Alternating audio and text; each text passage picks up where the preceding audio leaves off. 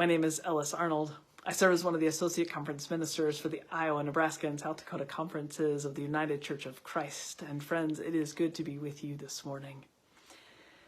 As I think about some of the moments in which I have seen and felt something holy, I keep thinking back to a cold January morning. It was 5 a.m. I was still struggling to put the final touches on a sermon that would be preached later that morning, struggling with whether I could stand in the pulpit and really preach it. I've been wrestling out the story of the wedding at Cana, and it had felt as though there was something so poignant in the midst of the text. John has a pretty functional description of the wine running out and Mary nodding at Jesus saying, "Are you going to do something here?" And Jesus shaking it off. But then he does do something. And so I kept imagining, what was it that Mary said or did, or the look she gave him that gave him the courage to just be who he was, to live into who he was called to be. And I sat at my desk that cold January morning, penning that imaginative space of that look on Mary's face that must have said something like, "Go, be who you are, child." And I wrote the sermon, knowing it is true that this is the echo of the ages, of God's holy invitation. Every time we are a closet case of a human not wanting to claim who we are and called to be, whatever that may be, being called forth with that holy and loving reminder to go be who we are. And yet I sat in my chair having penned this sermon, sobbing, wondering if I could stand and preach with integrity, for knowing within my very being in that moment that I was trans and that I did not feel like I could go and be who I was. I worried what people would think. I knew it wasn't time at that moment exactly to come out to a congregation, and certainly not something to do lightly. But I thought, if I'm going to stand and preach with integrity, that we ought to be people who simply are, and that we live as who we are authentically, that, before I could stand in the pulpit, I was going to need to have at least one hard conversation. So I texted my sister and said, "Just so you know, I'm trans," or something awkward like that. And she said, "Sure, I know. Just be who you are." And in that moment, without ever having told her what I was preaching about that moment, the connection between the two felt holy and sacred. And it is the refrain that I have kept a hold of closely. Every time I have to summon the courage or the bravery to just be who I am, I think about Mary's glance. I think about my sister's words. I think about the holy echo of the invitation for all of us to go and to be who we are. It is a holy and sacred invitation.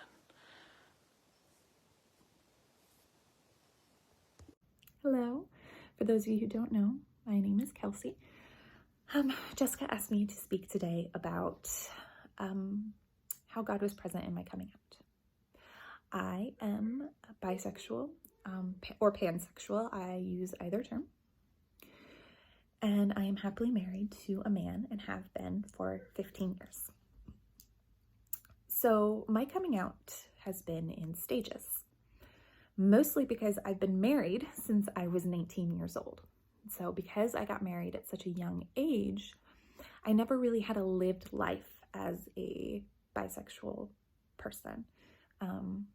I only ever dated men, just because I didn't date very much at all. And my first coming out was to myself. And that first coming out was after years of acknowledging who I believed God to be. Because the God of my childhood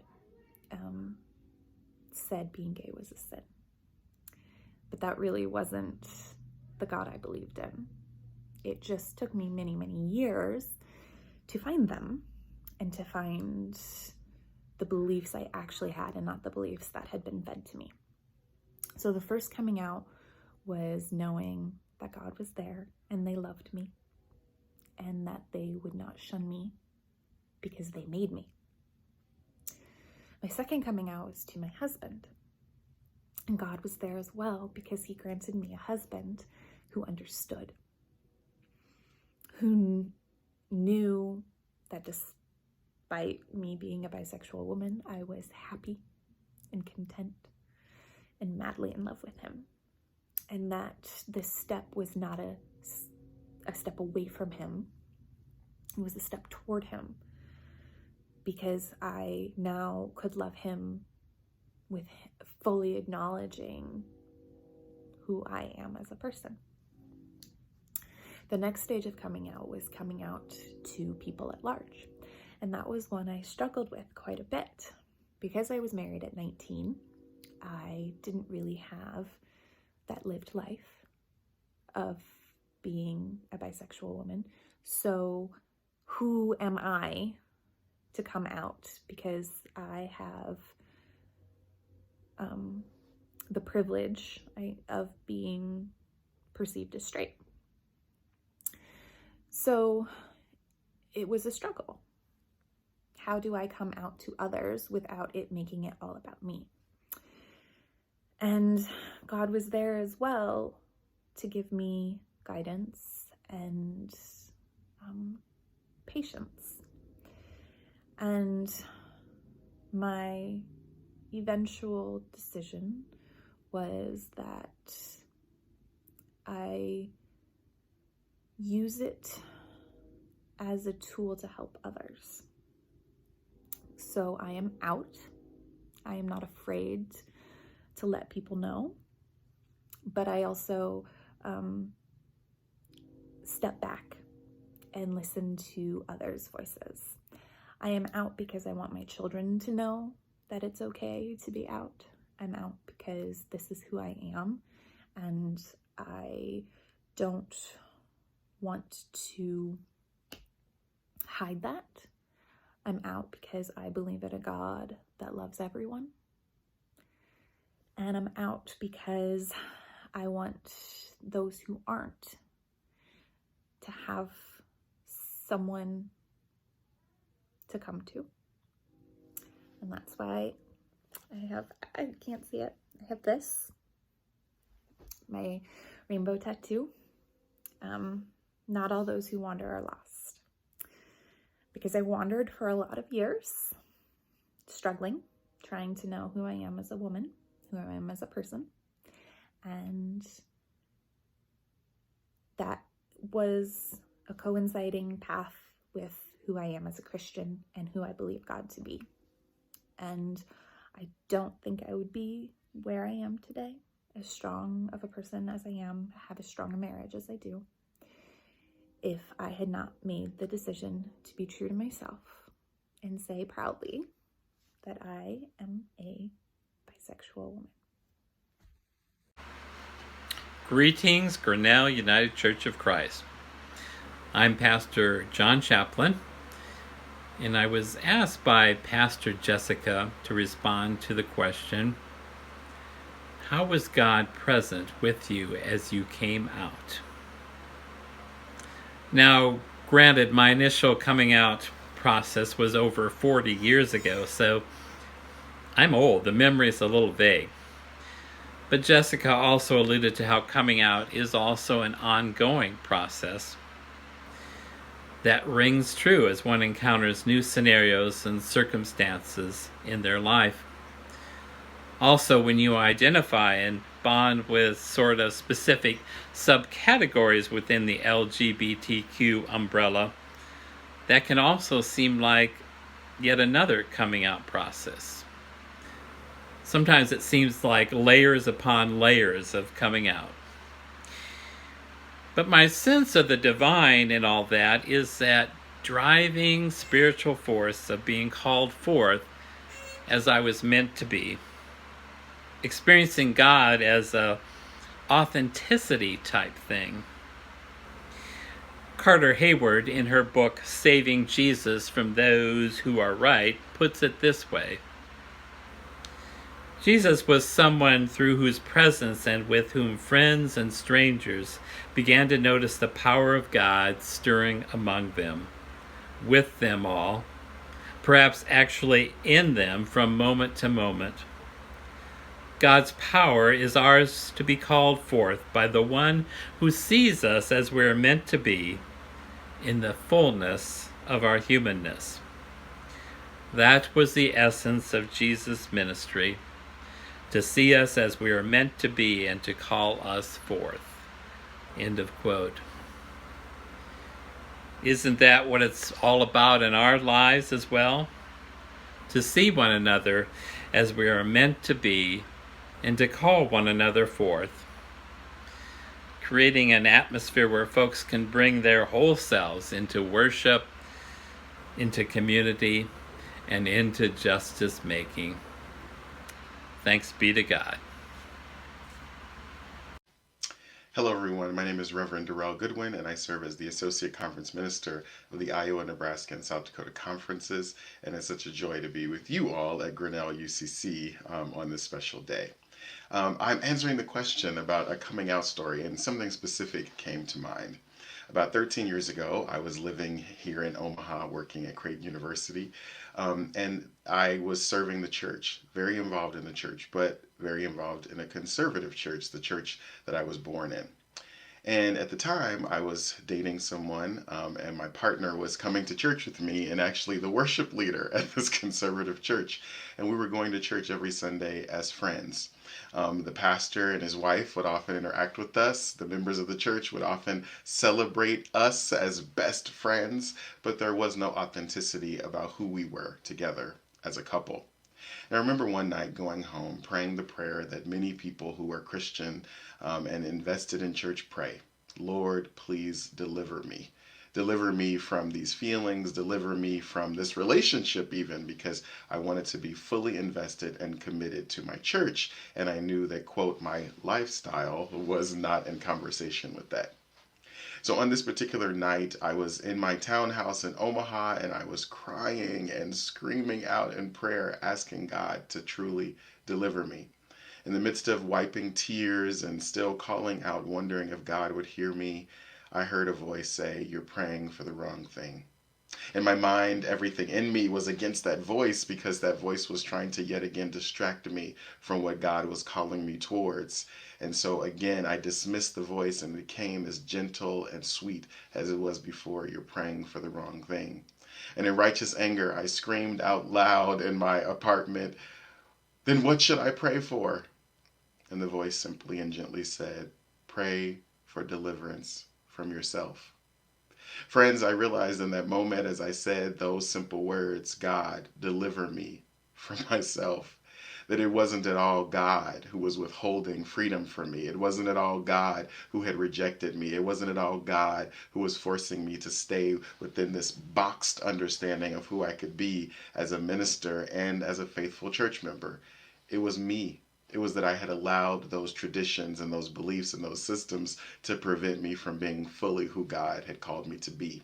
So at that moment, 13 years ago, in my townhome, praying, asking God to deliver me from myself, since that moment, I've had the most freedom and the most freeing life and ministry that I ever could have imagined.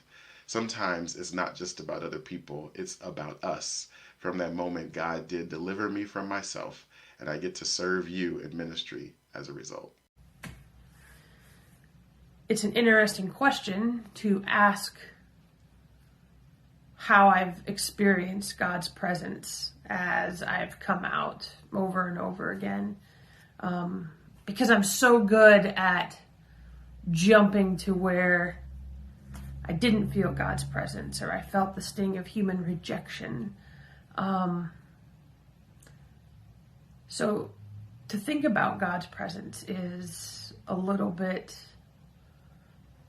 different, a little bit different of an angle. But for me, God's presence is always most palpable in relationships, in the context of relationship. And so I came out to other people relatively late in life, in my 30s. And the first place in which I experienced God's presence was my brother Jeff text messaged me. It was through a text message, and he said, I know this person, they're a friend of mine, and you kind of remind me of her. She's a lesbian, are you? And it was in the question and in a loving question from my brother that I was able to respond, yeah, I am. And he was really the first person in my family that I ever came out to.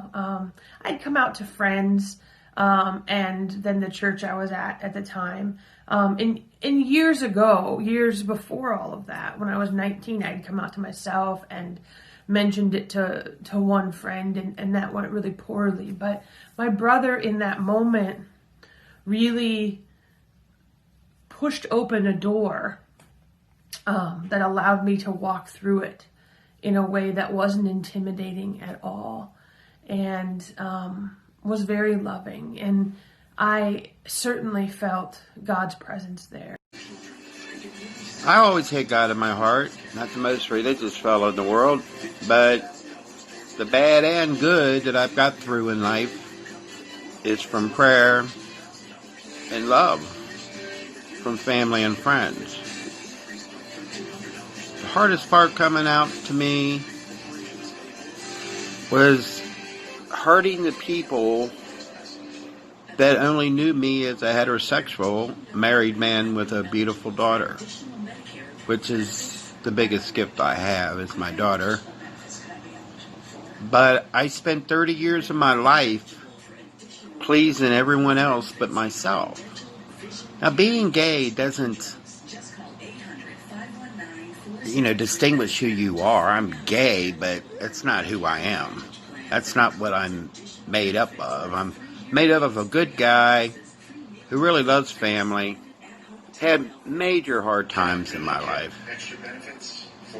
But when I did come out, it was the strength of the good Lord that got me there.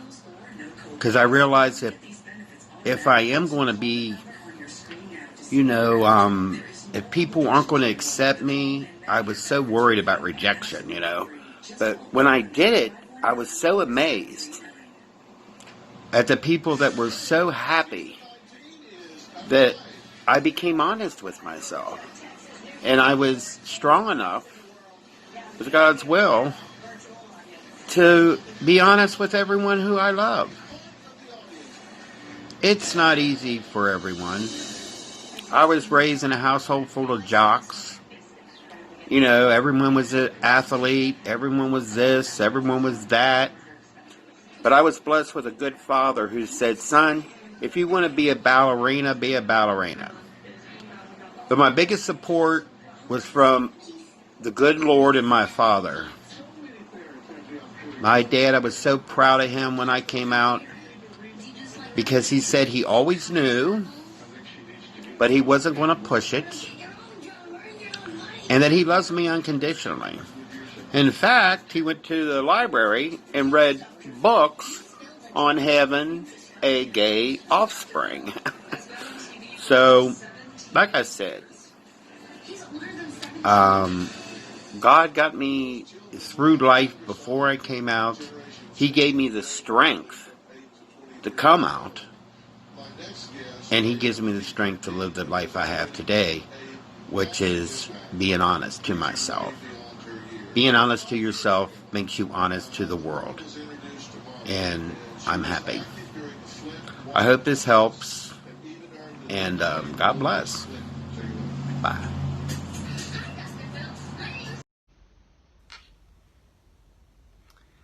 Hello everyone at Grinnell UCC. It's really great to see you again today and to have the chance to talk with you. I know that it has been a very difficult year for all of us. We've all been touched by the COVID-19 pandemic. We've all been grappling with systemic racial violence that we've seen across the structures and systems of our country this year. We're all dealing with the distress and uncertainty of this presidential election that's upon us. But you and Grinnell have particularly been in my prayers this year because you've been dealing with all of that and so much more. I know that the derecho caused devastating damage in Grinnell this summer, and I know that the whole community has been heartbroken by the tragic death of Michael Williams. Even with all these things going on in the life of the world and in the life of Grinnell, I have been totally unsurprised by the honesty and the compassion and the resilience that has characterized your response to all of these difficult circumstances. It's been so sad for me to see all of these things taking place in Grinnell, which is a community that I care so much about. I know that you are celebrating a special anniversary this year as an open and affirming congregation, and I'm thankful to Pastor Jessica for remembering my story and inviting me to talk with you a little bit today. I know I don't have to tell you in Grinnell that LGBTQ people wrestle continuously with how to out themselves or whether to share much about their identities with other people in their lives and in their communities.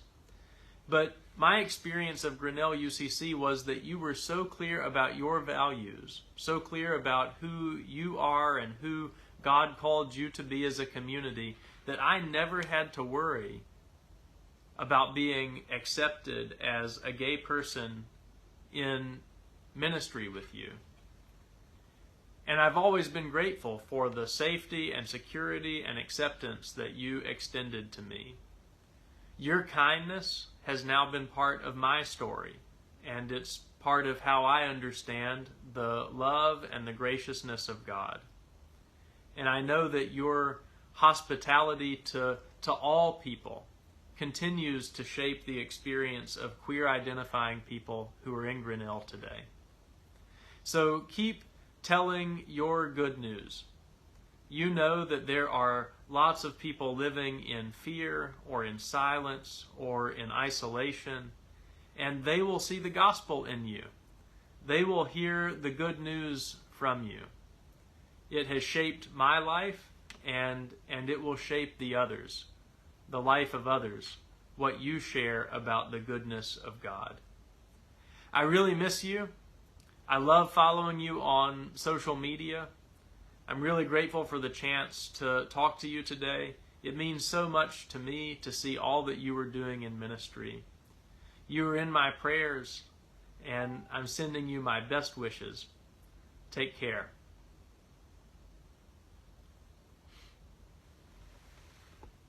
To be perfectly honest, I blame God for my coming out.